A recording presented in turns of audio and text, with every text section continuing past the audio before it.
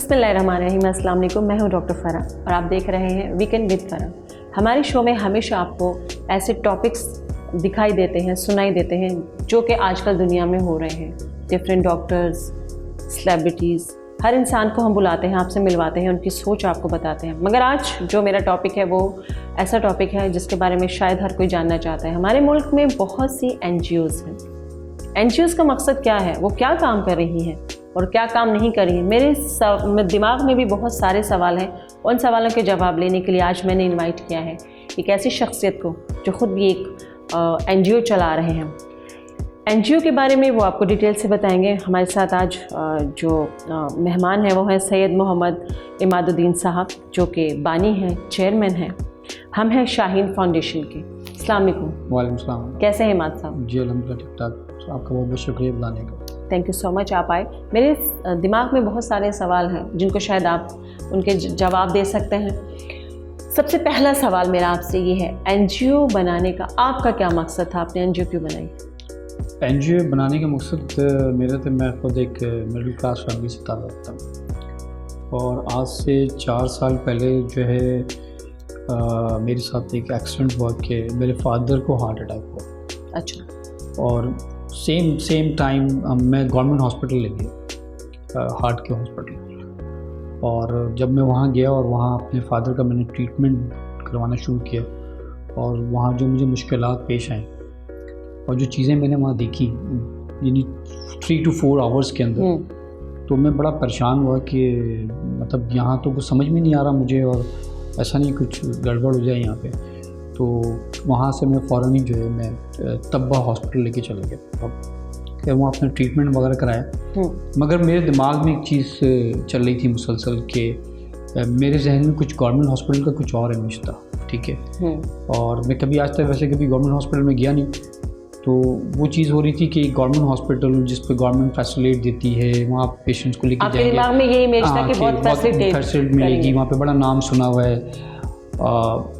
मगर जब वहाँ पहुँचने के बाद जब चीज़ें मैंने देखी तो मतलब कोई अपने ना घर के ना जानवर को भी ना इस तरह नहीं रखेगा जिस तरह वहाँ इंसानों को ट्रीट किया जाता है गवर्नमेंट हॉस्पिटल में। तो मैं ये सोचना कि मेरे पास पैसा है, मेरे फादर के पास पैसा है, तो मैं एक प्राइवेट हॉस्पिटल लेकर आ गया, ठीक है। जो लोग नहीं ला सकते वो बेचारे क्या करते या उनके साथ क्या होता होगा। मैं जब मेरे फादर की 4-5-6 दिन में ट्रीटमेंट हो गई या उनका बाईपास हो गया वहाँ पे, तो मैं उस हॉस्पिटल में दोबारा गया और मैंने वहाँ अपने कॉन्टैक्ट्स निकाले और पूरा हॉस्पिटल घूमना शुरू किया। मैंने इमरजेंसी भी देखा, रूम भी देखी, उनकी चीज़ें भी देखी, डॉक्टर्स का बिहेवियर भी देखा मैंने वहाँ पे। मतलब डॉक्टर्स बैठे हुए और बेचारे लोग अपने मरीज़ को लेकर आ रहे हैं और चीख रहे हैं कि भाई इनको हार्ट अटैक हुआ, इनको देखो, इनकी हालत ख़राब है। और नॉर्मली बैठे हुए चाय पी रहे हैं, उनको कोई फ़िक्र ही नहीं है, वो दूसरों को कह रहा है वो देख ले। और मैं ये सब चीज़ें देख के मेरे लिए बड़ा वो था शॉकिंग कि ना हम किस मुल्क में रह रहे हैं और किस जगह रह रहे हैं। मैं बाहर भी रहकर आ चुका हूँ और मैं बाहर के गवर्नमेंट हॉस्पिटल जा चुका हूँ और वहाँ की मैं ट्रीटमेंट देख चुका हूँ कि वो चलो अपने तो जो लोग हैं उनके जिस जगह वहाँ के जो लोग हैं उनको दे रहे हैं, जो फॉरेनर्स हैं ना उनको कितने अच्छे से वो बिहेव करते हैं, उनको किस तरह ट्रीटमेंट दी जाती है। जबकि फॉरेनर्स को अवेल नहीं, वो नहीं दे सकते, उनको अलाउ नहीं है कि आप क्या कहते हैं गवर्नमेंट वहाँ की उनको मेडिकल प्रोवाइड करे। वो प्राइवेट कंपनीज, उनकी जो कंपनीज होती हैं वो देती हैं। मगर आप इमरजेंसी में अगर पहुँच जाते हैं वहाँ पे तो वो आपको किस तरह फर्स्ट ट्रीटमेंट देते हैं, चीज़ें देखते हैं और देखने के बाद दोबारा आपको किसी प्राइवेट हॉस्पिटल में ट्रांसफ़र कर दिया जाता है जहाँ आपकी कंपनी ने आपको बेनिफिट दिया होता है। मगर हमारे मुल्क में ये चीज़ें देख कर मैं बहुत परेशान हुआ। मैंने कहा कुछ करना चाहिए मुझे। तो मैं अपने दोस्तों से भी राय ली और उसके बाद ये हमें शाहीन फाउंडेशन मैंने बनाया और हमने फ्री मेडिकल कैंप शुरू किया स्टार्ट। और जब पहला मेडिकल कैंप मैंने लियाकताबाद में लगाया और वहाँ पे हमने शुगर टेस्ट शुरू किया था।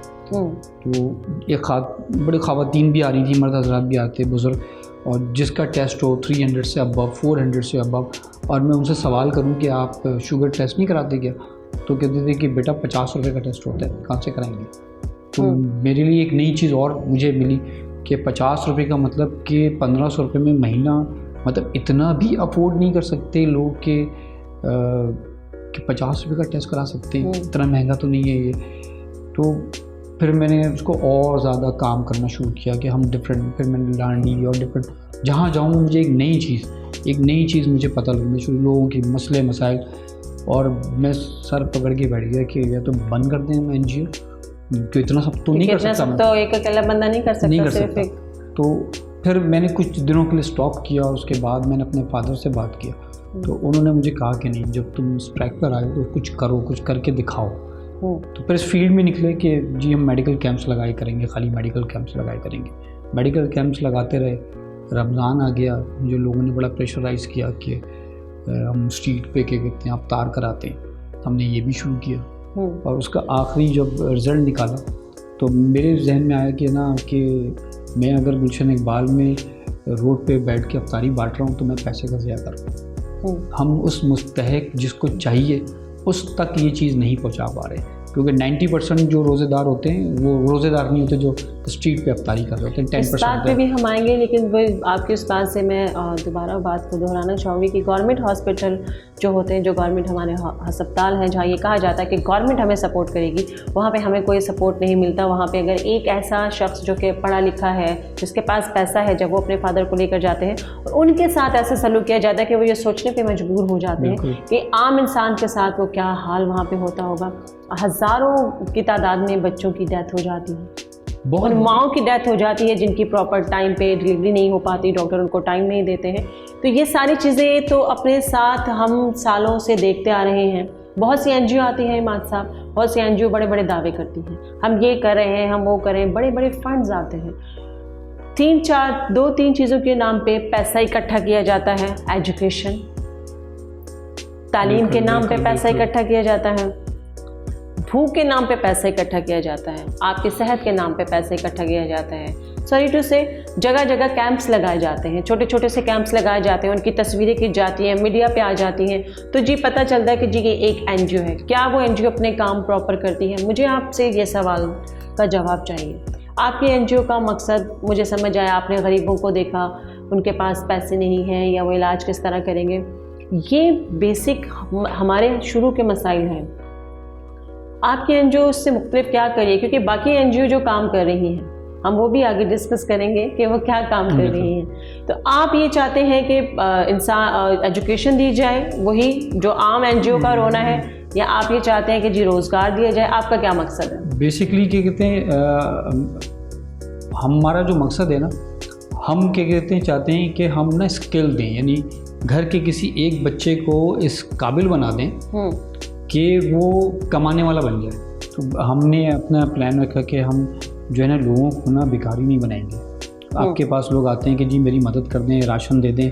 राशन देना जो है वो परमानेंट हल नहीं है कि मैं आज राशन दे दूं फिर 1 महीने के बाद उसको राशन देना है, तो वो तो मोहताज हो गया ना, मोहताज बनाना कि जी उसको कुछ नहीं करना है, मुझे तो राशन मिल जाएगा, और वो राशन कभी सही होता है, कभी सही नहीं भी होता। तो राशन नहीं देना, उसको इस काबिल बनाना है कि वो अपने घर का रोज़गार चलाना शुरू कर दे, और 2, 4, 6 महीने के बाद जो है वो भी देने वाला बन जाए। बिल्कुल देने वाला बन जाए। तो हमने इसके ऊपर काम शुरू किया, और हमने स्किल डेवलपमेंट के हमने अपने एसेशनल एनर्जी वेलनेस सेमिनार शुरू किए। अच्छा, इस पे जो एक काम शुरू किया हमने कि ना हम स्कूल के बच्चों के ऊपर काम शुरू किया हमने कि हम इनको अवेयरनेस देंगे, इनको बताएंगे कि बेसिकली क्या कहते हैं आपका जो फ्यूचर है किस तरह आप डेवलप कर सकते हो, अपने फ्यूचर को बना सकते हैं। एक हमने इस पे काम शुरू किया।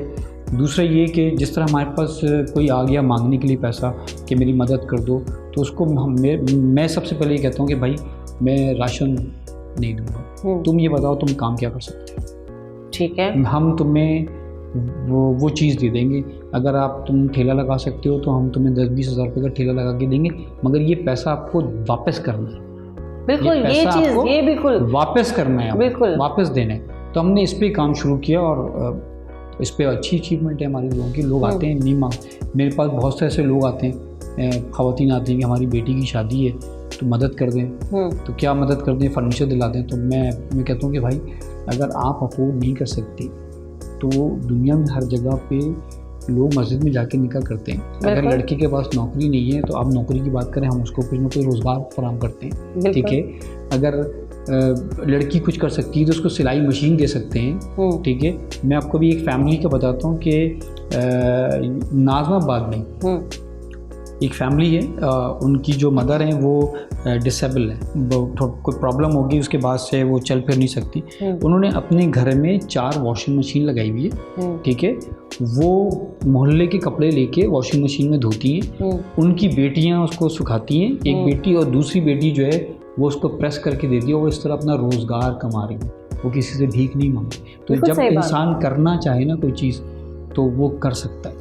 असल में आपका ज़मीर ज़िंदा होना चाहिए। आप जब अपना ज़मीर मार देते हैं और आपको ये आदत पड़ जाती है कि आप सिर्फ मांगने पे ही मांगो अपने रब की ज़ात से, और अल्लाह ने ही देना है। इंसान आपका वसीला ज़रूर होता है, लेकिन वो वसीला जो हमारे यहाँ NGOs के काम है, आप मुझे बताइए माद साहब, इतना फ़ंड जनरेट होता है आपको एजुकेशन के नाम पे, वो कहाँ जाता है? आज तो कोई एजुकेशन नहीं मिलती, और जिन बच्चों के नाम पे, एजुकेशन के नाम पे जिन बच्चों के नाम पे पैसा आता है वो तो आज भी वैसे के वैसे ही हैं। कहाँ पे कौन सी पढ़ाई हो रही है, आप मुझे बताइए। मैं आपको, मेरे पास अभी हमने डिसेबिलिटीज़ पे भी काम किया था, तो मुझे बोला गया कि जो है ना बच्चों को जो वजीफ़े बांध दिए जाएँ। तो मैंने कहा नहीं, वजीफ़ा बांधने का मतलब है कि आप उसको भिखारी बनाने जा रहे हैं फिर से, ठीक है। हम देखते हैं कि ना वो घर बैठ के क्या काम कर सकता है। जब उसने मास्टर्स किया हुआ इंग्लिश में, जब उसने ग्रेजुएशन की हुई है या पॉलिटिकल साइंस पढ़ा हुआ है, तो वो घर बैठ के काम कर सकता है अपने, और वो रिस्क से हलाल कमा सकता है। ज़रूरी नहीं कि उसको 50,000 मिले, 10,000 15,000 मिल सकता है घर बैठ के काम। इस पर हमने काम शुरू किया, ठीक है। इसमें ऐसे 10 से 12 बच्चों को हम काम दे रहे हैं और वो अपने घर से बैठ के कमा रहे हैं। अब इस चीज़ को हम और बढ़ाने जा रहे हैं, डिफरेंट इंडस्ट्रीज़ के लोगों से भी मेरी मुलाकात करके कि आप, अब मैंने अभी बीच में ताहिर मेडिकल सेंटर है, उनके कॉल सेंटर के इब्तिदा किया, तो मैंने उनसे कहा कि इस जगह आप डिसेबल बच्चा रख सकते हैं क्योंकि ईजीली आ सकता है, और उन्होंने मुझसे कहा कि हम रखने के लिए तैयार हैं। इसी तरह हर हॉस्पिटल अपने कॉल सेंटर्स में, रिसेप्शंस पे इन बच्चों को जॉब्स प्रोवाइड कर दे, तो ये बच्चे जो है ना जॉब पे लग जाएंगे। गवर्नमेंट के पास कोटा है इनका 5% का, 5% कोटे को उन्होंने 2% कर दिया। वो 2% भी इनको नहीं मिलता है, वो 2% भी इनको नहीं मिलता, ये धक्के खाते रहते हैं। सिस्टम हमारे क्या, गवर्नमेंट को सिस्टम बनाना चाहिए। दुनिया में आप कहीं भी जाएंगे ना तो वहाँ पे गवर्नमेंट ने ना इदारे बनाए हुए अपने, और उस इदारे के थ्रू सारा काम होता है। हमारे यहाँ ये सारे काम NGOs को दे दिए गए, इसी वजह से NGOs के काम में करप्शन है। जो काम गवर्नमेंट को करना चाहिए वो काम NGOs कर रही है। जब NGOs करेगी तो करप्शन तो होगा लाजमी। NGOs करती कहाँ है? NGOs करती, जो कर रहे हैं, देखें जो कर रहे हैं, कुछ लोग अच्छा काम भी कर रहे हैं, मगर जो है उनकी आड़ में बैठ के दूसरे जो हैं वो उन्होंने अपने कमाई के रास्ते बनाए हुए। असल में होना ये चाहिए कि जो सोशल वेलफेयर डिपार्टमेंट है, जो NGOs को लाइसेंस देते हैं काम करने का, उनका काम है कि वो डोमेन्स बनाए। पहली बात तो इतनी आसानी से लाइसेंस मिलना नहीं चाहिए किसी को, ठीक है। आप डोमेन बनाएं। अगर मैं हेल्थ पे काम कर रहा हूँ तो मुझे एक सर्टेन क्या कहते हैं एरिया डिफाइन करें कि भाई ये आप पूरे कराची में काम नहीं करेंगे, आपको हम ये एरिया दे रहे हैं, ये डिस्ट्रिक्ट दे रहे हैं आपको, ठीक है। यहाँ पे लिटरेसी रो इतनी है, ठीक है, आपका टारगेट है, आपने 6 महीने में हमें ये काम करके दिखाना है, ठीक है, उसके बाद आपको लाइसेंस देंगे आपको, ठीक है। हमारे यहाँ कुछ सिस्टम ही नहीं है। मैं भी एजुकेशन पे काम कर रहा हूँ, वो भी एजुकेशन, 500 लोग एजुकेशन पे काम कर रहे हैं, मगर लिटरेसी जो आपकी रोज़ की बुनियाद पे बढ़ती चली जा रही है, ठीक है। हमें प्रॉपर चेक एंड बैलेंस नहीं है। बिल्कुल, हमें उस दिन पता चलेगा मान साहब के एजुकेशन पे काम हो रहा है जिस दिन आम स्कूल में एक आम बच्चा एक अच्छी एजुकेशन हासिल कर रहा होगा। अगर आप गवर्नमेंट के स्कूल जाकर देखें तो वहाँ के ऐसे हाल है कि वहाँ पे जानवर, अक्सर स्कूलों में तो जानवर भी बांधे जाते हैं। तो ये एक बहुत ही ये आप जो बता रही हैं तो ये सिंध का बता रही है। मैं आपको कराची में ही ऐसे स्कूल हैं कि शाह फैसल हो गए, लियारी हो गया, बंस रोड वगैरह में मैं आपको लेके चला जाऊँ तो वहाँ पे जो गर्ल्स कॉलेज है ना, जो गर्ल्स के स्कूल हैं, वॉशरूम नहीं है वहाँ पे, वॉशरूम नहीं है, पानी नहीं है वहाँ पे। उन बच्चों के पास किताबें नहीं है, जिस क्लास में वो पढ़ रही हैं उनको पता ही नहीं है कि जिस क्लास में हम हैं इसकी बुक्स कहाँ हैं, और वो प्रमोट हो जाते हैं नए क्लास में। और ये काम हो रहा है हमारा एजुकेशन पे, ये काम हो रहा है। सारी जिम्मेदारी गवर्नमेंट की नहीं है, हमारी भी बहुत सी जिम्मेदारियां बनती हैं। अगर कुछ इदारे बनाए गए हैं या बन गए हैं, NGOs भी एक इदारा है जो कि कहता है कि हम ये काम करें, हम वो काम करें, हम बच्चों को शादियाँ करवा रहे हैं। शादियाँ जहेज़ इकट्ठा करने को शादियों का मकसद नहीं है। आप उनको रोज़गार दीजिए। उनके अगर हस्बैंड जिनसे उनकी शादी हो रही है उनके पास अगर कोई काम नहीं है, उनको कारोबार, उनको जॉब दिलाएं। अच्छा, सबसे बड़ा मसला ये है कि ये बात करते करते भी मेरे माइंड में एक सवाल अमाल साहब ये भी आया है कि हमने स्किल दे दी, हमने हुनर दे दिया, फिर हम उसको यूटिलाइज कहाँ करेंगे? फिर हम उसके, हमारे पास जॉब नहीं है, अभी मैं आपको बताऊँ कि बेसिकली जॉब जो क्या कहते हैं, जॉब की जो क्रिएशन होती है, इसके जॉब निकालने के लिए तो गवर्नमेंट का काम है, ठीक है, कि गवर्नमेंट इसके ऊपर काम करे। सही है। हमारे यहाँ ना वो सेक्टर्स नहीं बने हुए ना, कि अगर कोई लड़का हार्डवेयर इंजीनियर बनना चाहता है तो उसके पास कोई गवर्नमेंट का इंस्टीट्यूट नहीं है जहाँ वो जाके ये काम सीख सके, ठीक है। उस इंस्टीट्यूट का काम ये होता है कि वहाँ जो बैठे हुए जो प्लानिंग, डेवलपमेंट प्लानिंग के अंदर जो लोग बैठे होते हैं, उनका काम होता है कि वो अपना टारगेट अचीव बनाते हैं कि हमने इस साल 1000 बच्चों को इंजीनियर बनाना है और इन 1000 बच्चों को हमने कहाँ खपाना है ले जाके इनकी जॉब्स के लिए, कहाँ पे इनको सेटल करना है। तो हमारे यहाँ ऐसी कोई प्लानिंग ही नहीं किसी किस्म की, तो लोग धक्के खा रहे होते हैं, बाहर भाग रहे होते हैं। हमारे यहाँ सबसे बड़ा एक चक्कर ये है कि एक MBA और BBA का सिलसिला शुरू हुआ तो हर कोई MBA BBA करने के लिए निकल गया। जिसको देखें आप MBA कर रहा है, BBA कर रहा है, उसको भी इतना महंगा कर दिया गया है कि गरीब घर का बच्चा तो क्या कहते हैं सोच ही नहीं सकता MBA और BBA करने के लिए। वो भी प्राइवेट सेक्टर का इतना, जो प्राइवेट कॉलेजेस का माफिया इतना स्ट्रांग हो चुका है कि आपके पास अगर पैसा नहीं है तो आप अपने बच्चों को नहीं पढ़ा सकते।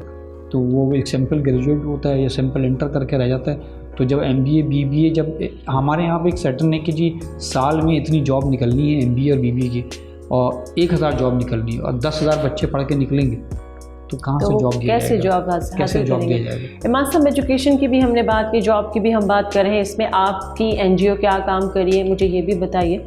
और साथ ही साथ हम ये भी बात करेंगे कि जी एजुकेशन फिर बाद में आती है, पहले आपका ज़ाहिर आपकी भूख है, आपकी बुनियादी ज़रूरत जो आपकी बेसिक ज़रूरत है, सबसे पहले आपका सेहतमंद होना। अगर आपको 3 टाइम का खाना मैसर नहीं है तो आप पढ़ाई की तरफ कैसे जाएंगे। और ऐसे बहुत से घर हैं, ऐसे बहुत से सफ़ेद पोश लोग हैं जो किसी से मांगते भी नहीं हैं। तो मुझे ऐसा लगता है, मेरी ये सोच है कि हमें पहले रोज़गार, फिर एजुकेशन, हॉस्पिटल, ये सारी चीज़ें हम कैसे इसको मैनेज कर सकते हैं, आप मुझे बताइए। क्या हम हर चीज़ गवर्नमेंट पे छोड़ दें या हमारी NGO के क्या काम है, उनकी क्या जिम्मेदारियां बनती हैं? देखिए, मैं एक चीज़ कहूँ कि हमारे यहाँ पे NGO, बहुत बड़ी बड़ी NGOs हैं जो काम कर रही हैं। अगर इन NGOs को एक प्लेटफॉर्म पे बैठा के, ठीक है, और इनको टारगेट दिया जाए डिफरेंट, किसी को कि हेल्थ पे आपने ये काम करना है, आपने एजुकेशन पे काम करना है, और ऊपर मॉनिटर करने के लिए ऊपर लोग बैठ जाएं,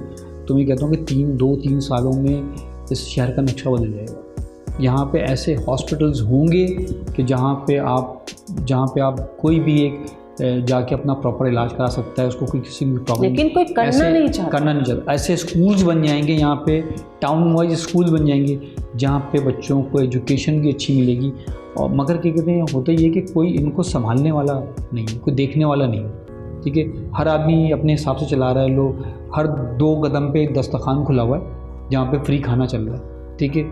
ये हल नहीं है। हमने भी अभी कोविड पे खाना क्या होता है इमाद साहब, मैंने भी देखा, खाना पतली सी दाल होती है, ठीक है, सूखी रोटियां होती हैं, कोई ऐसा कोई ये नहीं कि कोई हाँ किसी ने जाके वहाँ पे कोई खुद ही देग बिरयानी के लेकर आ गया तो उसने बांट दी।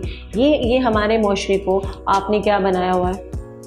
वो बेसिकली हमारे यहाँ क्या कहते हैं, लोगों को जो है ना भिखारी बनाने पर तुले हुए कि बस फ्री खिलाओ।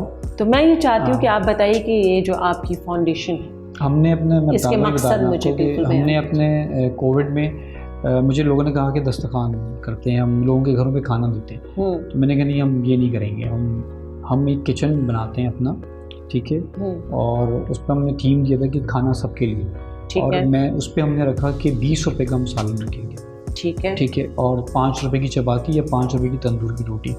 हमने अपने 2 किचन बनाए, एक सुरजानी और एक औरंगी टाउन, ठीक है। खाने में मैं वहाँ शुतुरमुर्ग का गोश्त नहीं खिला रहा था उनको, ठीक है। वहाँ हमने दाल लौकी भी रखी है, दाल साग रखा है, सब्ज़ी भी रखी है वहाँ पे हमने कढ़ी भी बनाई है हमने वहाँ पे।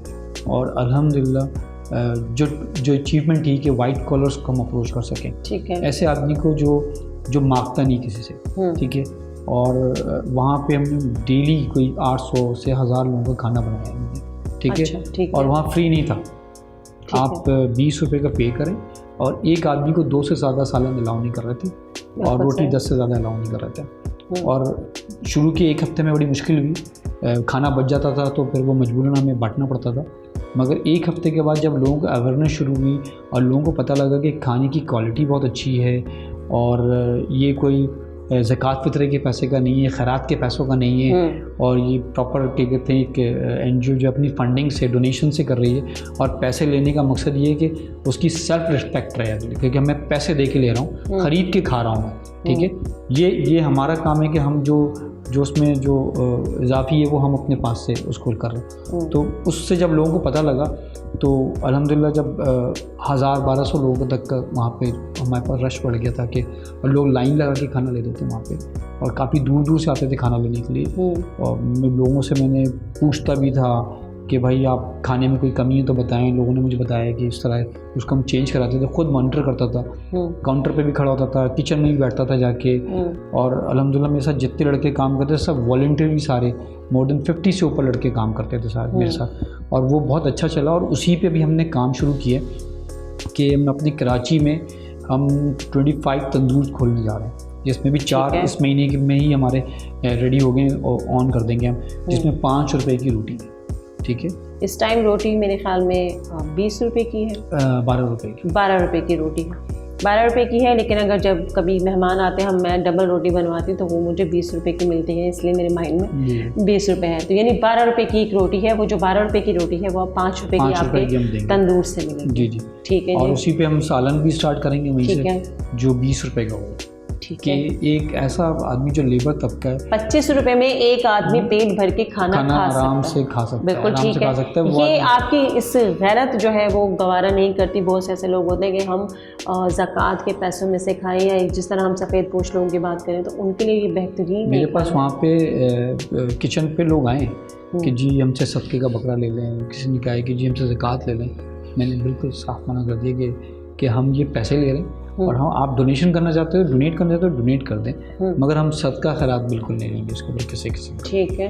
तो नहीं लिया, और अल्हम्दुलिल्लाह चल रहा है। तो ये आप खुद कर रहे हैं, हम सारा खुद करते काम हैं। या आपके साथ लोग जो हमारे लिंक हैं दोस्त यार के, वो उसमें जो अपना हिस्सा होता है वो डालते हैं, उससे हम चला रहे हैं अल्हम्दुलिल्लाह। और माशाल्लाह डेली 1500 से 2000 लोगों को खाना बनता है, और वो वहाँ बैठाल के नहीं खिलाते, वो पैक होता है और आप घर ले जाएं अपने साथ यहाँ से। तो उसको और अच्छा सिस्टम बना रहे हैं उसको, कि अब प्रॉपर आउटलेट्स बनाने जा रहे हैं हम अपने, कि कोई भी लेने आए तो उसको लगे कि हाँ, कि आपने देखा होगा जैसे छोटे छोटे पिज़्ज़ा के आउटलेट्स बने होते हैं, उसी टाइप का हम डिज़ाइन किया हमने उसको, उसी तरह बनाया कि आने वाला है तो उसकी सेल्फ रिस्पेक्ट रहे कि हाँ मैं पैसे दे के ले रहा हूँ, बड़ी इज्जत से ले रहा हूँ, चीज़ भी अच्छी मिल रही है, पैकिंग भी अच्छी है, और लेके जब बिल्कुल आप लोग रब्ता कर सकते हैं इमाद साहब से, और ज़रूर इनसे पूछिए। इनकी सोच अच्छी है जो कि मुझे समझ आई, कि आप बजाय इसके कि लोगों को फ़कीर बनाएं, भिखारी बनाएं, उनको ये आदत डालें कि वो चाहे 5 रुपये 10 रुपये खर्च करके लें, लेकिन अपने खाने के लिए, अपने घर वालों के लिए, अपने फैमिली का पेट भरने के लिए वो 20-25 रुपये भी अगर खर्च कर रहे हैं, तो ये मेरे ख्याल में उनकी एक क्या कहना चाहिए, ज़मीर आपका, जब तक ज़मीर हमारा जागता रहेगा हम कामयाब रहेंगे। इसके अलावा मुझे बताइए कि ये तो चले हमारी खाने के लिए आपने बहुत ही अच्छा इक़दाम उठा रहे हैं, आप कदम उठा रहे हैं, और एजुकेशन, इसके बाद आती है सेहत, फिर थर्ड पे हम करेंगे एजुकेशन पे बात। सबसे पहले आपका पेट भरा हुआ होना चाहिए, उसके बाद अगर कोई बीमारी है, घर में कोई बीमार है, तो उसका इलाज करने के लिए आप इसमें भी आपके NGO कोई काम करिए। अभी क्या कहते हैं, हम फ्री मेडिकल कैंप कर रहे हैं, ठीक है। और हमने कोविड से पहले जो है 3 जगहों पे ना वेलफेयर क्लिनिक हमने अपने खोलने का इरादा भी किया था, जगह भी हमने ले ली, मगर कोविड की वजह से हमने नहीं उसको ओपन किया। उसमें भी हमने, तो मुझे जब मैं इस चीज़ में घुसा तो यहाँ भी मुझे बहुत सारी चीज़ें पता लगी, और मेरे लिए बड़ा शॉकिंग था कि कराची शहर, 20 शहर में भी जो डॉक्टर्स बैठे हुए हैं और जिनको हम जाके इलाज करा रहे होते हैं, हमें नहीं पता कि वो MBBS डॉक्टर, तो लिखा हुआ MBBS होता है, मगर जब उसकी इंक्वायरी करना शुरू की तो पता लगा जी वो मैट्रिक पास हैं, मगर 15 साल से वो प्रैक्टिस कर रहे हैं। क्या आपने ये ब्रेक में मुझसे डिस्कस भी किया था? वो मैं चाहूँगी कि आप थोड़ा सा बताएं उसके बारे में। तो मैंने लियाकताबाद में एक जगह ली, और वहाँ पे ऑलरेडी लेडी डॉक्टर प्रैक्टिस कर रही थी वहाँ पे, और जब वो जगह लिया और उन्होंने मुझे कहा कि आप इन्हीं को कंटिन्यू करा लें, तो मैंने उनसे कहा कि ठीक है जी, हम आपको कंटिन्यू करेंगे, तो आप अपने डॉक्यूमेंट्स हमें भेज दें। तो हमारे पास हमारे मेडिकल बोर्ड में डॉक्टर आदम जी यदि, उन्होंने कांटेक्ट किया और उनसे मिलने के लिए गए, तो वहाँ पता लगा कि जो खातून है वो मैट्रिक पास है, और वो जो डॉक्टर थी वो मैट्रिक पास हैं, और वो इलाज कर रही थी। 15 साल से वो प्रैक्टिस कर रही हैं, 15 साल से वो प्रैक्टिस कर रही है उसी जगह पे लियाकताबाद में। और मेरे लिए बड़ा शॉकिंग, मैंने बोला कि कैसे, तो वो कैसे कर रही थी मेडिसिन? अब कोई पूछने वाला नहीं है, कोई पूछने वाला नहीं है, कि एक चलें MBBS नहीं होता, BDS होती, BDS नहीं होता, B फार्मेसी किया होता, मेडिसिन में कुछ किया हुआ था, कुछ भी नहीं, मतलब ग्रेजुएट भी नहीं है, लोगों की अमवात हो जाती हैं इसी वजह से बीमारियां बढ़ती हैं। अब लोग आते हैं अपने इलाज कराने के लिए, उनको पता ही नहीं होता कि इनको क्या प्रॉब्लम है, दवाइयाँ दूसरी दे देती हैं। और इन जगहों पर रहने वाली सबसे ज़्यादा जो अफेक्टेड होती है ना इन जगहों पे, बच्चे और ख़वातीन होते हैं सबसे ज़्यादा यहाँ पे। तो अब हम जब ये चीज़ें पता लगी तो मैंने मना कर दिया। मैंने कहा भाई हम तो MBBS डॉक्टर्स रखेंगे अपने पास, और अब कोविड की वजह से हमने ऑन नहीं किए, और जैसे ये सिलसिला भी ख़त्म होता है तो फिर हम उसको ऑन करेंगे। हमने वहाँ रखे 30 रुपये में आपने डॉक्टर को दिखाना है, ठीक है, उसमें हम दवाई फ्री देंगे। वो डॉक्टर आपके प्रॉपर MBBS डॉक्टर होगा वो, ठीक है, और उसमें हम दवाई भी देंगे आपको उसके अंदर। अच्छा, 30 रुपीज़ में, ठीक है। क्योंकि एक चीज़ हमने और भी रिसर्च की कि जहाँ पे फ्री आप देखेंगे, आप जितना अच्छा डॉक्टर बैठा दें और जितनी अच्छी दवाइयाँ दे दें, लोगों की साइकी है कि हमारे लोगों के खास करके कि आप जब उनको कोई चीज़ फ्री देंगे ना तो वो कभी सेटिस्फाई नहीं होगी। तो फ्री में मेरे ख्याल में फ्री कुछ होना भी नहीं चाहिए। उसका रीज़न ये है कि आपके पास बहुत से ऐसे ज़रूरतमंद होते हैं जो वाकई नहीं पे कर सकते हैं, और बहुत से ऐसे लोग होते हैं जो पे कर सकते हैं लेकिन इसके बावजूद वो उन लोगों का हक मार देते हैं। तो ये आपने बहुत अच्छी बात की कि आप 25 रुपये में एक बंदे के लिए खाने का इंतज़ाम करें, 30 रुपये में डॉक्टर की फ़ीस और उसकी दवाई का आप इंतज़ाम कर रहे हैं। हम हैं शाहीन फाउंडेशन के ये बानी हैं, और इनसे बातें करके बहुत अच्छा लगा। मज़ीद आप के साथ इंशाल्लाह हम प्रोग्राम रखेंगे। हम चाहेंगे कि आपके साथ डिफरेंट आप अपने एक्सपीरियंस हमारे साथ शेयर करते रहें, हमारे नाज़रीन के साथ। कोई मैसेज देना चाहेंगे? मैसेज मेरा यही है कि हमारे जो पाकिस्तानी कौम उनको अवेयरनेस होनी चाहिए, ठीक है। हमारे साथ सबसे बड़ा प्रॉब्लम ये है कि बहुत सारी चीज़ें जो है ना हमारे माशरे में, सोसाइटी में गलत हो रही होती हैं जो हम अपने आँखों से देख रहे होते हैं, पर हम उसके ख़िलाफ़ आवाज़ नहीं उठाते बिल्कुल। और मेरी कोशिश, अगर मैं गलत देख रहा हूँ तो मेरी कोशिश होगी कि मैं ना जाऊँ, आप चले जाएं। आपकी कोशिश होगी कि आप ना जाएं, कोई और चला जाए। तो अगर हम ना एक दूसरे पे डिपेंड करेंगे और किसी और पे डिपेंड करेंगे तो हमारी सोसाइटी से ये बुराइयाँ ख़त्म नहीं होगी जब तक हम खुद इनिशिएटिव नहीं लेंगे, ठीक है। तो हमें चाहिए कि हम हिम्मत करें और जो गलत चीज़ देखें उस पर आवाज़ उठाएं, चाहे इंडिविजुअली मुझे अकेले क्यों ना खड़ा होना पड़े जाके कहीं पे, मैं उसके लिए आवाज़ उठाऊं, ठीक है। जब तक हम आवाज़ नहीं उठाएंगे हमारी सोसाइटी में सुधार नहीं आएगा। आवाज़ तो क्या लोग उठा रहे हैं, सोशल मीडिया बहुत एक्टिव है और बहुत सी चीज़ें हम तक पहुंच जाती हैं सोशल मीडिया के ज़रिए। माँ साहब आपसे मिलकर बहुत अच्छा लगा, आपकी सोच जान के अच्छी लगी कि आप लोगों को अवेयरनेस देना चाहते हैं, उनको एजुकेट करना चाहते हैं, उनके मसाइल हल करना चाहते हैं, और साथ ही साथ इंशाल्लाह अगला कदम इनका ये होगा कि कुछ शायद लोगों के लिए ऐसे प्लेटफॉर्म भी रखें जहाँ से उनको जॉब मैसर हो। तो देखते रहिए weekend with Farah, with doctor Farah के साथ। इंशाल्लाह आपसे होगी नेक्स्ट टॉपिक में, नेक्स्ट किसी गेस्ट के साथ मुलाकात। खुदा हाफ़िज़।